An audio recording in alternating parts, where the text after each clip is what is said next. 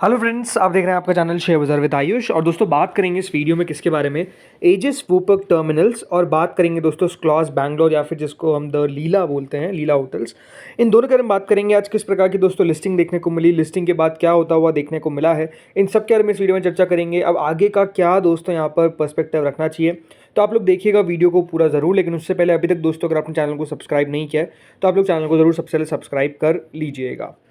दोस्तों आज दोनों आईपीओस की लिस्टिंग देखने को मिली। एजिस वोपक टर्मिनल्स की लिस्टिंग देखने को मिली, वहीं दोस्तों लिस्टिंग आपको देखने को मिली आज के दिन स्क्लॉज बैंगलोर यानी द लीला होटल्स की।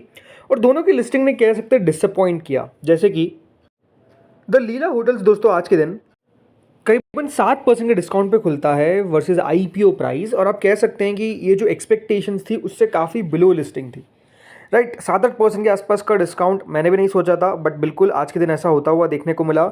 जब इसका डेब्यूट हुआ यानी जब उसकी ओपनिंग हुई तो एनएससी पे दोस्तों ये करीबन 406 रुपये पे लिस्ट हुआ, which is almost 29 rupees below it's IPO price. और वहीं जो लिस्टिंग देखने को मिली बीएससी पे वो 406.5 थी, करीबन 28.50 रुपीज़ के आसपास नीचे था। तो आज 6 से 7% की डिस्काउंट के साथ दोस्तों ये जो आईपीओ है ये आपको लिस्ट होता हुआ देखने को मिला। और जैसे मैंने कहा, ये अनुमान से बेहद उल्टा था, बेहद कम था और बेहद निराशाजनक था। सेम दोस्तों होता हुआ नजर आया किसके साथ, एजिस वोपक के साथ। एजिस वोपक टर्मिनल्स भी दोस्तों आज जब लिस्ट हुआ तो ये बात ध्यान रखिएगा, 6% के डिस्काउंट के साथ लिस्ट हुआ। भली वो बात अलग है कि बंद होते होते 3% के गेन के साथ यह आईपीओ आपको बंद होता हुआ दिखा।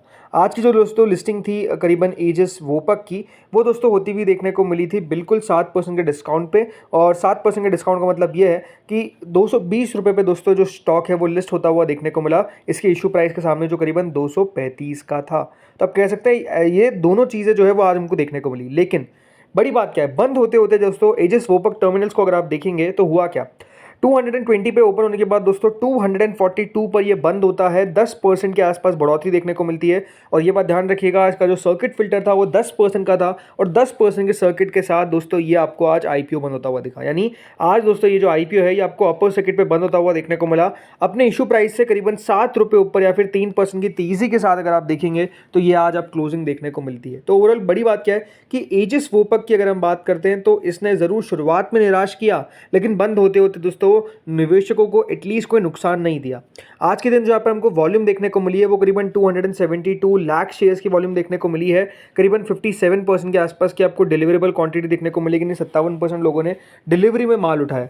वहीं अगर मैं बात करता हूं यहाँ पर लीला होटल्स की, तो कह सकते हैं उतनी बड़ी तेज़ी नहीं आई, लेकिन जहाँ से दोस्तों ये खुला वहाँ से करीबन 6-7% का अपमूव यहाँ पर भी आपको देखने को मिल गया। स्टिल अगर आप देखेंगे तो 1 रुपये 20 पैसे के आसपास यहाँ पर नीचे दिखा रहा है, बट ये बात ध्यान रखिएगा जो एडजस्टेड क्लोजिंग हमको देखने को मिली वो आती हुई नजर आई है अबाउ द इशू प्राइस। तो यहाँ पर भी अगर आप देखेंगे जो क्लोजिंग हो गई वो क्या हो गया, वो अपने इशू प्राइस के ऊपर बंद हो गया। करीबन आज के दिन दोस्तों यहाँ पर 133.48 लाख शेयर्स आपको ट्रेड होते हुए देखने को मिले। ऑलमोस्ट 65% माल जो है वो दोस्तों डिलीवरी के तौर पर यहाँ पर उठाया गया है।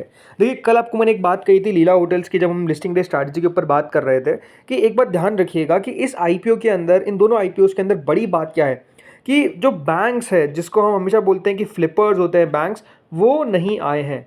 राइट, वो क्या करते हैं दोस्तों, फ्लिप कर देते हैं। फ्लिप का मतलब क्या है कि देखिए माल आया, उनको आईपीओ का अलॉटमेंट मिला और लिस्टिंग के दिन डंप कर दिया, मुनाफा लिया, निकल गए। होता क्या है दोस्तों, जब डंप किया जाता है शेयर्स को लार्ज क्वांटिटी के अंदर, बिकॉज एक बार ध्यान रखिएगा क्यूआईबीस को आपके मेरे जैसे थोड़े थोड़े लॉट नहीं मिल रहे, एक लॉट नहीं मिल रहा है या फिर 13-14 लॉट नहीं मिल रहा है, ऐसा नहीं हो रहा है। उनको याद रखिएगा काफ़ी ज़्यादा शेयर्स मिलते हुए नज़र आते हैं, काफ़ी 100 एक लॉट जो है वो मिलते हुए नज़र आते हैं। और उससे होता क्या है कि जब लिस्टिंग आती है, जब बैंक्स दोस्तों डंप करना चालू करते हैं शेयर्स को, तो एग्जैक्टली आप समझ सकते हैं कि जो सेलिंग है वो उस स्टॉक में बहुत हायर हो जाती है।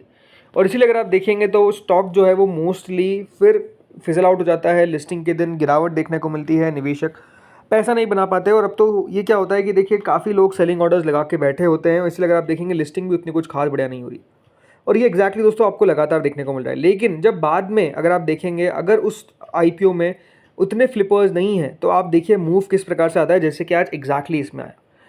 एजिस वोपक में आप देखिए, लीला होटल्स में देखिए, लीला होटल्स आप 7% बढ़ गया। क्यों? बिकॉज यहाँ पर उतने फ्लिपर्स नहीं थे, यहाँ पर उतना सेलिंग का डर नहीं था और एग्जैक्टली दोस्तों स्टॉक जो है वो चढ़ता हुआ नजर आया। इसके अंदर क्या हुआ, इसके अंदर दोस्तों ये बात ध्यान रखिएगा, बड़े आपको QIBs आते हुए देखने को मिले, जिसका मैंने कल भी बताया था नाम, कि आपको यहाँ पर जो है वो बड़े बड़े जो नाम है जैसे कि मॉर्गन स्टैनली, गोल्डमैन सैक्स, राइट, ये सब जो है वो आते हुए देखने को मिले।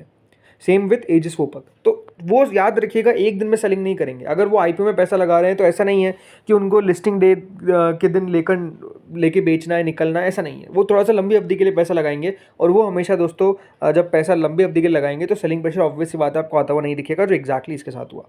लेकिन अब सवाल ये आता है कि देखिए आगे क्या, राइट, कितना यहाँ से और बढ़ता हुआ नजर आ जाएगा। तो एक बार हम बात करते हैं स्पेसिफिकली लीला होटल्स की और बात करते हैं देन उसके बाद किसके बारे में, एजिस वोपक में।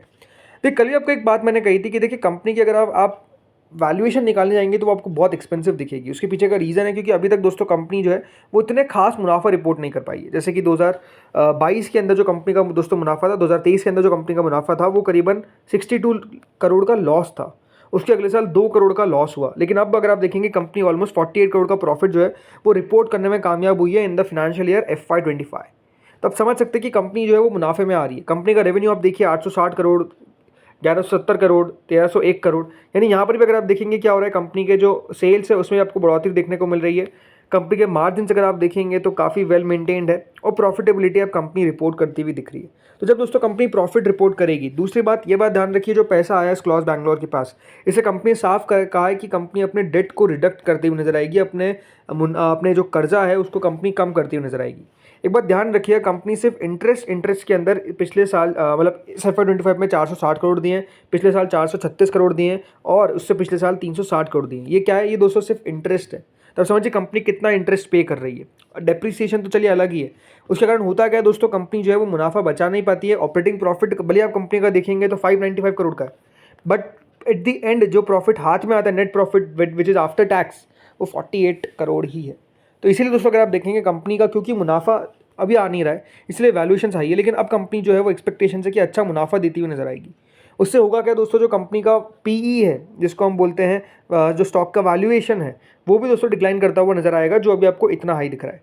वहीं अगर मैं बात करता हूँ दोस्तों अगली कंपनी जो है अपनी एजिस वोपक, यहाँ पर देखिए रेवेन्यू अगर आप देखेंगे FY24 के अंदर 562 करोड़ था, अभी FY25 का नंबर आना बाकी है। बट इस बिजनेस में अच्छी बात क्या है, मार्जिन आर वेरी हाई, 71% का मार्जिन है।